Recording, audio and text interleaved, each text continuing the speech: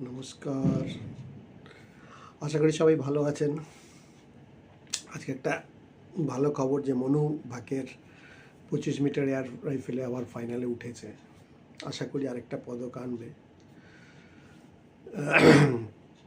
এটা হলো অলিম্পিক, আর অস্ট্রেলিয়াকে 52 বছর বাদে হারিয়েছে অলিম্পিকে। এটা একটা বিরাট, সেই 1972-তে হারিয়েছিল। এটা একটা খুব ভালো খবর। আজকে যে ব্যাপারে আমি একটু আপনাদের সাথে আলোচনা করতে এসেছি, আপনারা একমত হবেন কিনা জানি না, সেটা হলো আমরা সাধারণ বাঙালিরা, আমি অন্য রাজ্যের কথা ধরছি না, অন্য রাজ্যের সাধারণ মানুষ হয়তো একই রকম হবে, যেহেতু আমি বাঙালি, বাংলায় থাকি, শেষে বাঙালি বলাটাই বেটার। কেন অন্য রাজ্যকে আমি তো অতটা ভালো মতো চিনি না, জানি না, তাদের হয়ে কী করে আমি বলি। আমার মনে হয় সাধারণ বাঙালিরা আমরা নিজেদের স্বার্থ বুঝি না। আমরা বড্ড ব্যক্তি পূজাতে বিশ্বাসী। মানে যারা একটুখানি নাম করে ফেলে, ভিআইপি হয়ে যায়, তাদের খুব পুজো করি, তাদের কাছাকাছি থাকতে চাই। হ্যাঁ, এইটা একটা খুব ব্যাপার আছে। এবার আমাদের নিজেদের স্বার্থকে জলাঞ্জলি দিই, নিজের স্বার্থটা না বুঝে। এই পলিটিশিয়ানদের কথাই বলছি, দেখুন খুব বীর পূজা হয়, ব্যক্তি পূজা হয় ভারত বাংলাতে।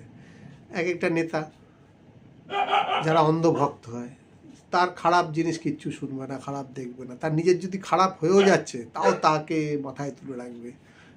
চোখের সামনে দেখছে যে হয়তো সে কিছু করতে পারছে না, তার দোষগুণ কিচ্ছু বিচার, অন্ধের মতো বছরের পর বছর তাকে আমরা বহন করে যাই।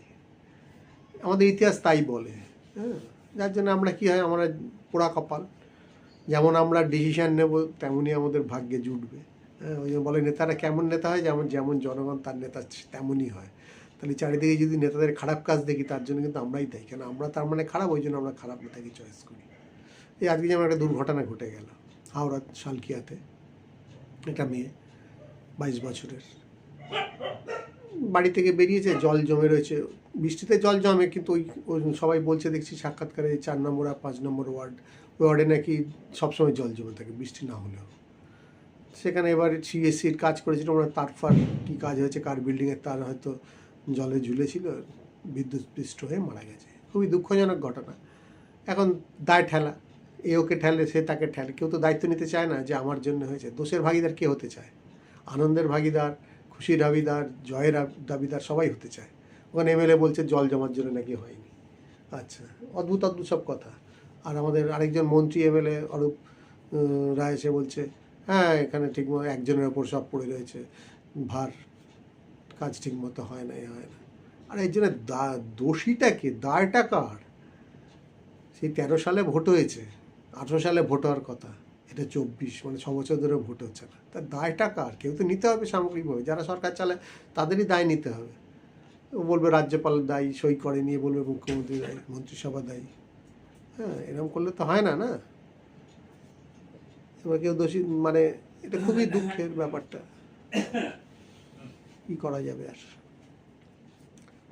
এখন যদি আমরা আমাদের নিজেদের স্বার্থ ঠিকমতো না বুঝি, তাহলে তো আমাদের এই পরিণতিই হবে। মারা গেল একজন 22 বছরের মেয়ে, একজন অলিম্পিককে পদক আনছে, আর একটা 22 বছরের মেয়ে, তার এখন তো মৃত্যুর কথা নয়। আমাদের অবহেলা, আমরা কোনো কাজই আমরা ঠিকমতো কিন্তু করি না। সামগ্রিকভাবে দেখবেন কোনো কাজ, ওই কোনো রকমের জোড়াতালি দেওয়া কাজ আমরা করতে পছন্দ করি।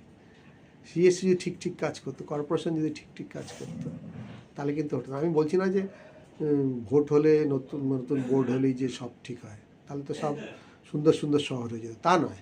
কিন্তু গণতন্ত্র দেশ, ভোটটাই বা হবে না কেন? একজন প্রশাসক কেন এত বছর ধরে চালাবে? সেটাও তো ব্যাপার আছে, না? এখন এটা খুবই দুঃখের খবর।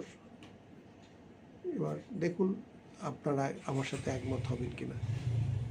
যদি একমত হন কি নাও হন, কিছু বক্তব্য রাখবেন, লিখবেন, কমেন্টস করবেন। ওকে, থ্যাংক ইউ।